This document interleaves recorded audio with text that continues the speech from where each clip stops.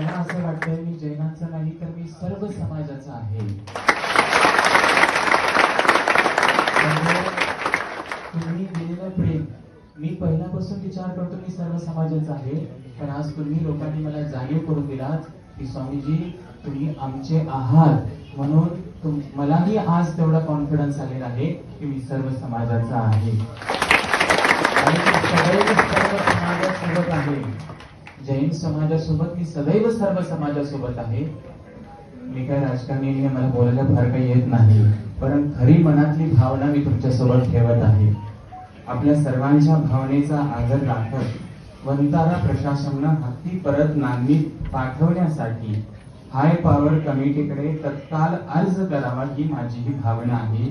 वंतारा प्रशासनानं संदर्भात सकारात्मक पावले तत्काळ उचलावी आणि ते तत्काळ उचलेपर्यंत आपण सर्वांनी संयम ठेवावं हीच माझी भावना आहे आणि ते त्या मार्गाने पाऊल टाकतील अशी आपल्या सर्वांची भावना आपण ठेवूया.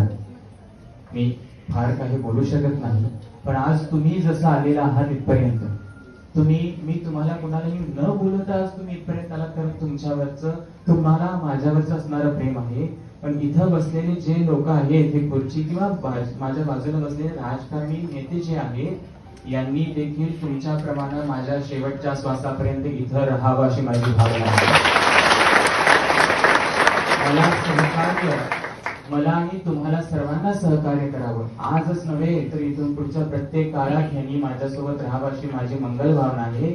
आणि हे गुरुपीठ 743 गावाचं नाही तर आज अखंड जगभराचं झालेलं आहे. त्यामुळं या लोकांना आज नव्हे तर कायम या गुरुपीठाला यावं लागेल. हे इथं त्यांनी भाषणासारखं वचन नको आहे, गुरुपीठासमोरचं वचन त्यांनी आम्हाला द्यावं.